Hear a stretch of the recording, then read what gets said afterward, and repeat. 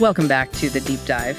Today, well, we've got a mission. It feels pretty critical for anyone trying to, figure out the whole health and fitness landscape. Overwhelming out there. Totally. Yeah. So we're going to try and cut through some of that noise. We're looking really closely at just one source that claims to define what it calls the gold standard approach to weight management. Right. Our goal isn't just to list their claims. We want to really analyze the method here, understand why they think their program, the Metabolic Medical Center, or MMC, is, head and shoulders above everything else. Absolutely. We're basically putting their blueprint under a microscope. Yeah. And this source, it doesn't really mess around with quick fixes. It sets the stage right away. It says, real sustainable success. It has to be built on serious medical supervision. They frame themselves as the medically sound alternative to what they call fleeting trends. So we got to see if those claims actually hold water, given how high they set that bar. Okay, yeah, let's unpack that. It's pretty striking, isn't it? They don't lead with eat this, not that, or exercise routines. No, not at all. It starts with risk. The absolute baseline, the non-negotiable thing for them is safety and long-term health. Why start there? What are they so worried about? Well, that's what's fascinating. They immediately kind of weaponize the biggest danger of doing weight loss wrong. They zero right in on losing vital muscle and bone mass. And that's not just about how you look. This is fundamental. Structural health, metabolic health. Okay, explain that a bit more. Why is losing muscle and bone the specific boogeyman they're pointing to here? Well, if you look at the physiology, right, the link between those risks and needing professional oversight, it becomes pretty clear. Okay. Fast, unsupervised weight loss, which the source directly links to many trendy diets, often makes the body basically eat its own muscle tissue, cannibalize lean mass. Right. And losing muscle, that drastically lowers your RMR, your resting metabolic rate. Meaning you burn fewer calories just existing. Exactly. So you're immediately setting yourself up for, rebound weight gain the second the diet stops. Oh, okay. And what's more, big weight loss without supervision. It can mess with bone density too. Yeah. Increases the risk of fractures later on, especially as you get older. Wow. So it goes way beyond just looks. It's a serious functional health hazard. Yeah. And their argument is basically, if you lose weight but trash that lean mass, you failed. Long-term health is out the window no matter what the scale says. So that fear, that documented risk of losing essential body structure, that's what really drives their main point. Yeah, seems like it. The author's takeaway is that working with a qualified medical doctor isn't just a good idea, it's non-negotiable, like a hard and fast rule for their gold standard. And having that rule, it lets them just aggressively dismiss pretty much everything else. How so? Well, the source basically lumps unverified online advice and popular trends together and calls it gambling with your health. Strong words. Very. It's more than just marketing talk, though. It's a way of framing the choice, It's either their medically managed, predictable way, or you're being irresponsible, taking a huge risk. Yeah. It kind of filters the options immediately. High stakes. I wonder, though, is that fair? Dismissing all online advice so aggressively? I mean, surely there are good programs out there that aren't in a formal medical center. Well, the source justifies it by getting really specific about what their medical supervision actually involves. Okay.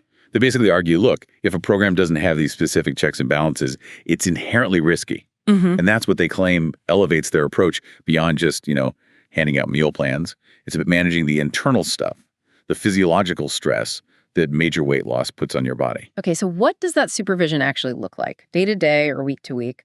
What are the specific monitoring things they insist on? I highlight two main things. Yeah. Regular lab tests and blood pressure monitoring. These are presented as mandatory foundational labs. Okay. What are they looking for? Those are especially key during rapid weight loss.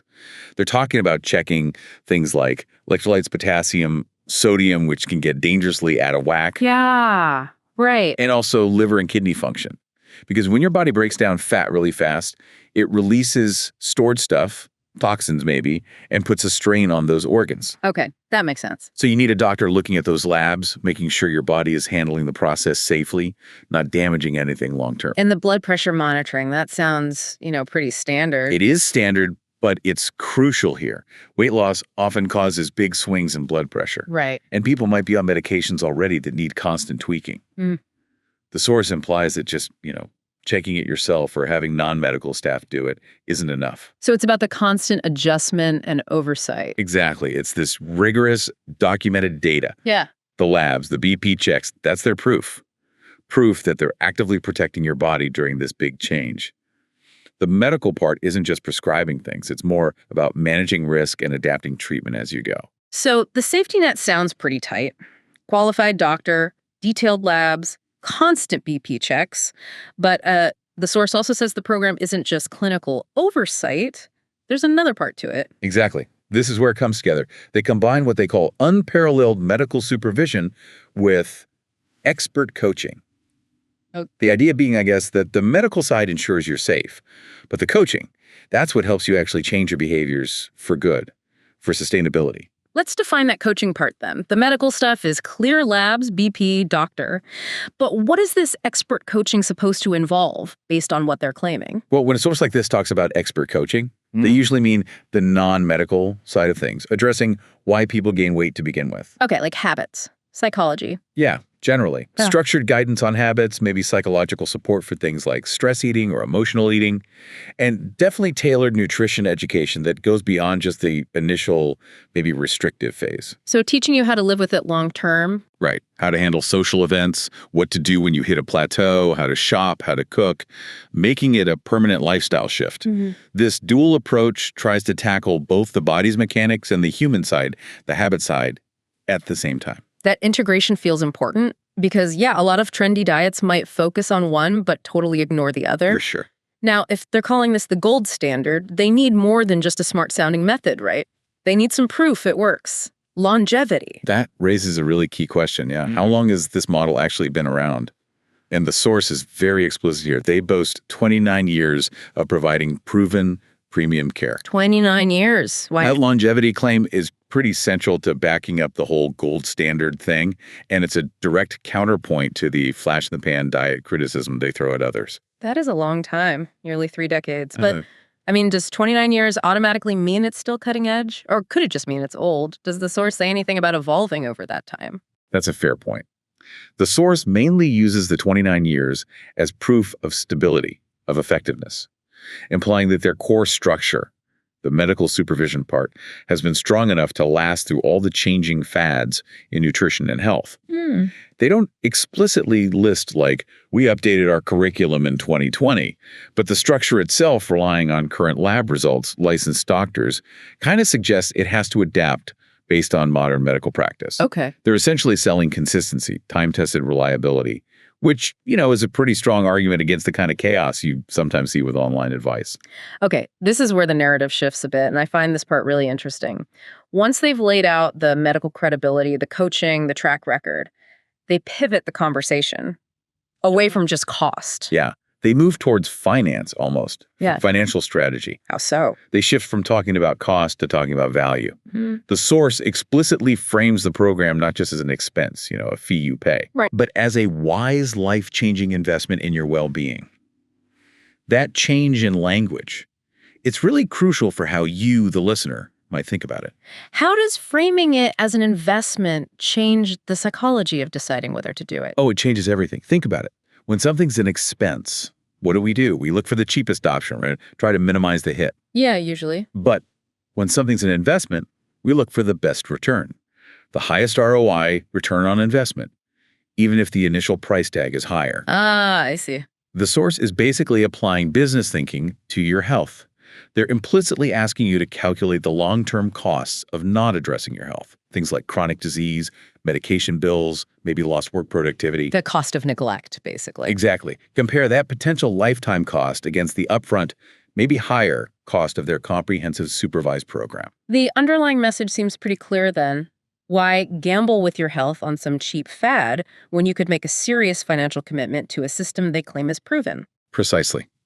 It contrasts the, fleeting, low-commitment vibe of trends with the serious, high-commitment structure they offer. It's a way to justify a premium price point using a pretty sophisticated emotional and financial argument. Absolutely. They're essentially telling you, look, if you care about your future, your health is your most critical asset. And this program, it's the best way to protect and grow that asset. The wise investment is choosing the structured, safe path, not the cheap, risky one. Okay, let's try and tie this all together then. Summarize the key takeaways for you, the listener, now that we've done this deep dive into the source's perspective. Yeah, so we've seen sort of three main pillars they build this gold standard idea on. First, that absolute focus on long-term medical safety, especially protecting muscle and bone to keep your metabolism healthy. Right, safety first. Second, sticking to those specific non-negotiable monitoring methods, the regular labs, the blood pressure checks. That's their proof of physiological oversight. Concrete actions. And third, that claim of stability and effectiveness, backed up by that significant 29-year track record. Okay, so what does this all mean for someone trying to make health decisions? I think the source, well, it really does manage to reframe the whole conversation. It definitely tries to. It defines these choices not just as being about diet or exercise, but as a major financial investment in your own future.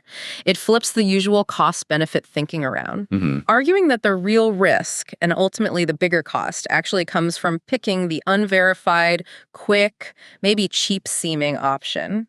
Which leaves us with maybe final thought for you to consider as you leave this deep dive. Yeah. If we fully buy into the source's framing that these medically supervised programs like the one they describe truly are a wise, life-changing investment, how does that perspective change the way you evaluate the time, the money, the commitment needed?